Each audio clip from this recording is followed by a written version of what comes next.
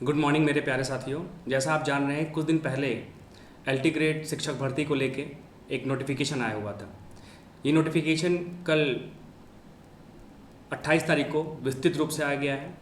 हर subject के syllabus के बारे में बताया गया है। तो ये जो वीडियो मैं बना रहा हूँ स्पेशली एलटी ग्रेड कंप्यूटर शिक्षक भर्ती को लेके बना रहा हूँ। ऐसे एस्पिरेंट्स जो कंप्यूटर शिक्षक बनना चाह रहे हैं यूपी में, ये वीडियो उनके लिए ख़ास तौर पर डिज़ाइन किया गया है और मेरा पूर्ण विश्वास है कि जो शुरू से लेकर अंत तक लगा रहेगा उसको ज़रूर उपलब्धि मिलेगी।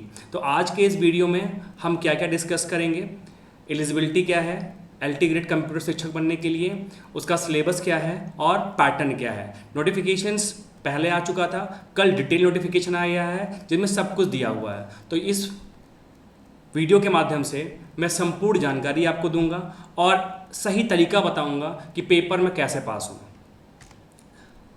दूसरी चीज़, मेरा खुद का ऐप भी है। आप गूगल प्ले स्टोर पे जाएंगे, ऐप सिर्फ एंड्रॉयड यूज़र्स के लिए है। गूगल प्ले स्टोर पे आप जाएंगे, अनुपम कंप्यूटर इंस्टीट्यूट के नाम से आप उसको सर्च करेंगे और उसका जो आइकन है वो ACI के नाम से आपको प्ले स्टोर पे दिख जाएगा। मात्र ये कोर्स हमने 1299 रुपये में रखा है ताकि हर बच्चा जो शिक्षक बनने का सपना देख रहा है यूपी में, वो इस कोर्स को परचेज कर सके। इस कोर्स में आपको क्या क्या सुविधाएं मिलेंगी, इस कोर्स में हम लाइव क्लास लेंगे और रिकॉर्डेड वीडियोस भी डालेंगे। कॉन्सेप्ट्स पहले बताएंगे क्योंकि आपका ये एग्ज़ाम प्री और मेंस दो भाग में डिवाइड है, तो कॉन्सेप्ट्स देंगे। वो कॉन्सेप्ट्स आपके मेंस एग्जाम्स में भी हेल्प करेंगे। उसके बाद मल्टीपल चॉइस क्वेश्चन सॉल्व कराएंगे। उसके बाद आप मेरे ऐप पे आके ऑनलाइन टेस्ट भी दे सकते हो और ऑनलाइन टेस्ट का मैं डिटेल्ड सोल्यूशन दूंगा। हैंड रिटन नोट्स आपको हर एक टॉपिक का मिलेगा, PDF के फॉर्म में आपको ऐप में मिल जाएगा। डाउट सपोर्ट्स मैं पूरी कोशिश करूँगा कि आपके हर एक डाउट को सॉल्व किया जाए। डाउट सपोर्ट्स, डाउट्स रेज करने का दोनों प्लेटफॉर्म है, या तो आप मेरे ऐप से कर सकते हो, अपने डाउट्स पूछ सकते हो, या फिर आप मुझे दिए गए नंबर पे व्हाट्सअप कर सकते हो। कॉल इसलिए मना कर रहा हूँ क्योंकि काफ़ी सारे कॉल आ जाते हैं, तो कॉल उठा पाना थोड़ा सा मुश्किल होता है, बट मैं सबके व्हाट्सएप के मैसेज का रिस्पॉन्स ज़रूर करूँगा। तो देरी ना करें, इस कोर्स को जल्द से जल्द परचेज़ करें। इसकी वैलिडिटी अभी हमने सिर्फ 1 साल के लिए रखी हुई है और ये वैलिडिटी जिस दिन से आप ज्वाइन करोगे उस दिन से मान्य हो जाएगी। और जो मेरा बैच स्टार्ट होगा, मैं लाइव जो बैच स्टार्ट करूँगा उसका जो मैं डेट रख रहा हूँ वो ध्यान सुनिएगा। वो जो डेट होगा जहाँ से आप लाइव लेक्चर ले पाओगे, वो डेट हमने रखा है 18 अगस्त से। 18 अगस्त से आपको लाइव क्लास मिलेगी। अभी थोड़ा सा व्यस्तता है, 10 दिन 12 दिन, उस व्यस्तता के कारण मैं लाइव क्लास अभी नहीं ले पा रहा हूँ। 18 अगस्त से आपको लाइव क्लास मिलेगी और 18 अगस्त से मैंने इसलिए दिया है ताकि अभी कुछ बच्चे जो मेरी वीडियो देख रहे हैं वो मन बना लें, ताकि वो मेरे कोर्स को परचेज कर सकें, अपनी कोई भी लाइव क्लास मिस ना करें। बहुत इंपॉर्टेंट लाइव क्लास होगी। मेरे वीडियोस में कोई इधर उधर की बातें नहीं होने वाली हैं, सीधे टू द पॉइंट, क्योंकि जो सिलेबस है बहुत लेंदी सिलेबस है। अगर आप सिलेबस में थोड़ा सा भी ढिलाई की तो लेने को देना पड़ सकता है। और ह्यूज वैकेंसी है कंप्यूटर शिक्षक बनने के लिए। एक बहुत अच्छा सुनहरा अवसर है यूपी में कंप्यूटर शिक्षक बनने के लिए। नेक्स्ट स्लाइड पे चलते हैं। तो अब मैं आप लोग को बता रहा हूं कि एलिजिबिलिटी क्या होने वाली है आपके इस एग्ज़ाम में। एलिजिबिलिटी क्या होने वाली है, बेसिकली अगर हम एज की बात करें तो आपकी मिनिमम जो एज हो वो 21 ईयर होनी चाहिए और मैक्सिमम एज 40 ईयर होनी चाहिए। अब क्वालिफिकेशन की बात करते हैं। Assistant teacher male female qualification क्या होनी चाहिए? पहला है कि बीटेक हो, BE हो, कंप्यूटर साइंस में हो, किसी भी यूनिवर्सिटी से हो, डीम्ड यूनिवर्सिटी हो, या कोई भी इंस्टीट्यूशन जो स्टेब्लिश हो बाय लॉ ऑफ इंडिया। अगर आपके पास ये डिग्री है तो आप एलिजिबल हो। ग्रेजुएट हैं इन कंप्यूटर साइंस में तो भी एलिजिबल है, बहुत हैं। BA इन कंप्यूटर साइंस वो भी एलिजिबल हैं। BCA वाले भी एलिजिबल हैं। BCA इन कंप्यूटर साइंस वाले भी एलिजिबल हैं। ग्रेजुएट इन कंप्यूटर एप्लीकेशन, बहुत लोग BA हैं कंप्यूटर एप्लीकेशन में, वो भी एलिजिबल हैं। ग्रेजुएट डिग्री, कोई भी आपके पास ग्रेजुएट डिग्री है और आपने A लेवल का कोर्स कर रखा हो नीलिट से, तो भी आप एलिजिबल हैं। अगर आपने ग्रेजुएशन कर रखा हुआ है और ओ लेवल के बाद ए लेवल कर रखा हुआ या सीधे ए लेवल कर रखा हुआ तो भी आप एलिजिबल हैं। बीटेक है कंप्यूटर साइंस और मास्टर्स है पोस्ट ग्रेजुएशन कंप्यूटर साइंस तो भी आप एलिजिबल हैं। सेकंड बात ये कह रही है कि degree of graduation in education BEd in course recognised by NCTE as preferential qualification. इस बात पे क्या है, प्रेफरेंशियल क्वालिफिकेशन का मतलब है कि अगर आपने बीएड कर रखा हुआ है, if you done the BEd, अगर आपके पास बीएड डिग्री है, ओके, और मान लीजिए इंटरव्यू में दो बच्चे आ रहे हैं, एक विदाउट बीएड है, एक बच्चा विदाउट बीएड है और एक विद बीएड है, सेम मार्क्स हैं, तो जो प्रेफरेंस मिलेगा वो इसको मिल जाएगा प्रेफरेंस। जैसे अगर आपने कभी कोई एग्जाम दिया होगा, इंटरव्यू तक पहुंचे होंगे, तो मान लीजिए अगर एक बच्चा जिसकी उम्र 38 ईयर है और एक बच्चा जिसकी उम्र 35 ईयर है, नंबर बराबर है, बट प्रेफरेंस 38 ईयर्स वाले को मिल जाएगा, एज प्रेफरेंस दे दिया जाता है। सेम यहाँ पर है, अगर आपके पास बीएड है तो आपको प्रेफरेंस मिला जाएगा। अभी नंबर बेटे का कोई बात नहीं हो रहा, बस प्रेफरेंस मिलेगा। अब बात करते हैं सिलेबस। सिलेबस बहुत डिटेल्ड सिलेबस है। You have to focused each and every topic in detailed. आपको डिटेल्ड में हर एक टॉपिक पढ़ना पड़ेगा। मैं हर टॉपिक को डिस्कस नहीं करूंगा, जो मेजर टॉपिक है आपके सिलेबस का मैं सिर्फ उसको डिस्कस करूंगा। जो पहला मेजर टॉपिक है वो digital logic circuit and discrete mathematics structure है। ये पहला आपका जो टॉपिक है, मेन टॉपिक। सेकंड टॉपिक है computer organisations and architecture. Computer organisation and architecture, तो पहला टॉपिक ये हो गया। दूसरा टॉपिक आपका हो गया कंप्यूटर ऑर्गेनाइजेशंस एंड आर्किटेक्चर। बात करें थर्ड आपका मेन टॉपिक है डेटा स्ट्रक्चर एंड एल्गोरिथम। ये थोड़ा सा अगर हम बात करें पूरे सिलेबस का, थोड़ा सा यहाँ पे आपको टाइम देना पड़ेगा, थोड़ा सा डिफिकल्ट है in comparison to other topic, data structure and algorithm. चौथा टॉपिक है problem solving in C programming. अभी तक मैं वीडियो सिर्फ इसलिए नहीं बना रहा था क्योंकि मुझे ऐसा लग रहा था शायद यूपीपीएससी कुछ संशोधन करे अपने सिलेबस में, क्योंकि आज के डेट में बच्चे, आप कहीं भी किसी भी स्कूल में जा रहे हैं, पाइथन पूछी जा रही है, पाइथन आ रहा है, बट यूपीपीएससी ने सिलेबस अपडेट नहीं किया, वही पुराना सिलेबस रखा हुआ है सी, तो आपको सी ही पढ़ना पड़ेगा। मैं कल तक वेट किया कि शायद कुछ संशोधन हो जाए सिलेबस में, पर संशोधन नहीं हुआ।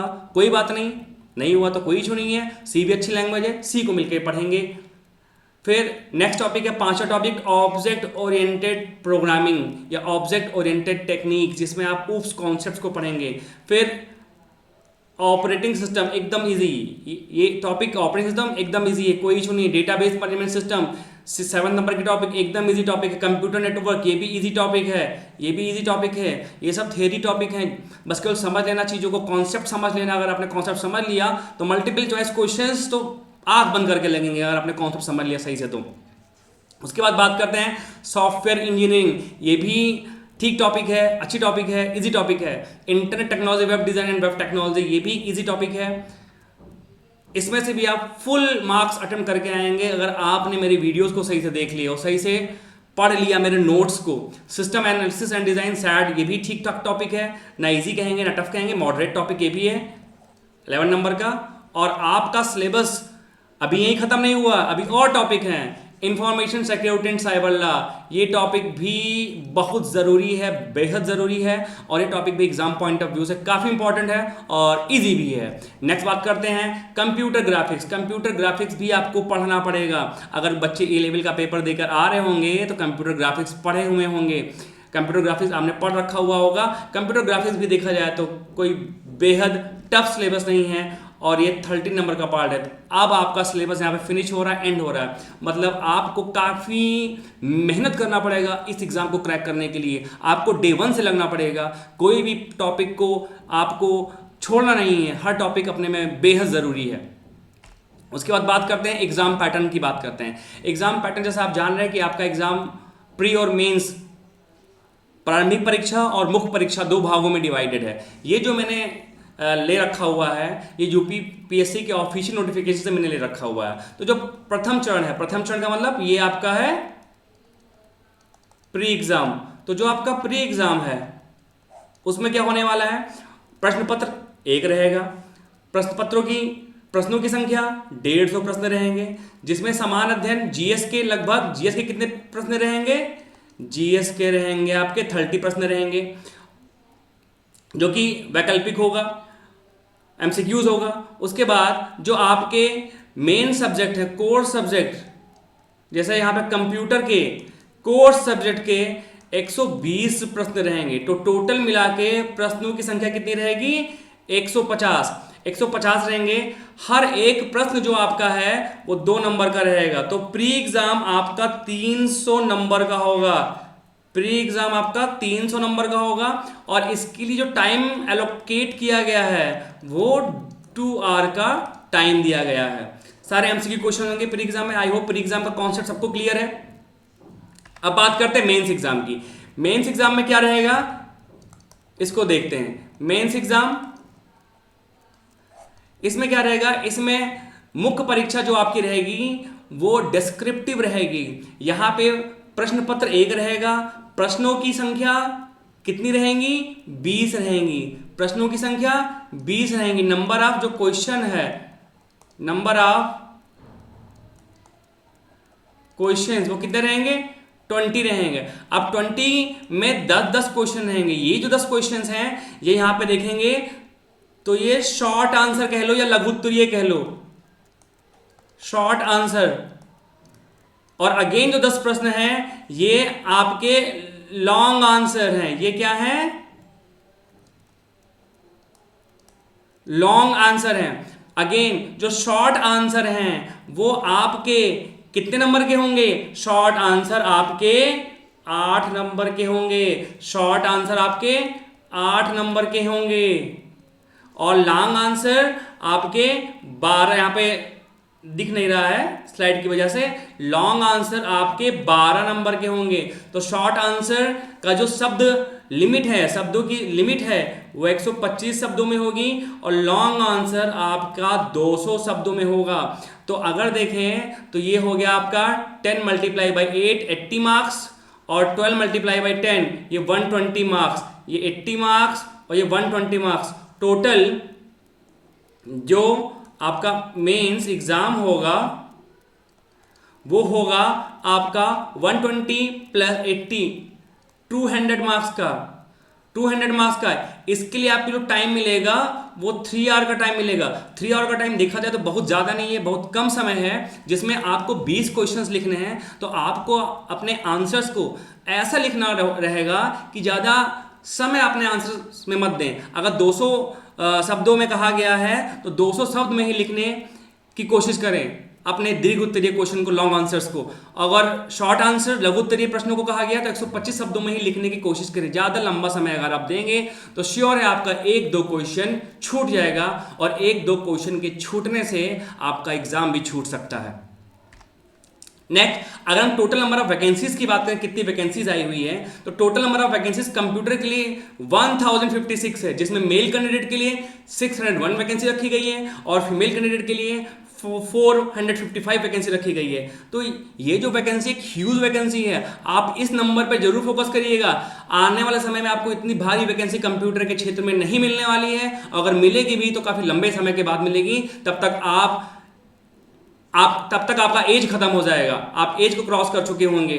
आप फॉर्म भरने लायक शायद नहीं बचेंगे। आप 40 क्रॉस कर चुके होंगे। इसलिए जो बच्चे इस एज दायरे में हैं, जिनके पास जो क्वालिफिकेशन मांगा गया है वो क्वालिफिकेशन आप रख रहे हैं, तो आप आज से ही लग जाइए पढ़ने के लिए।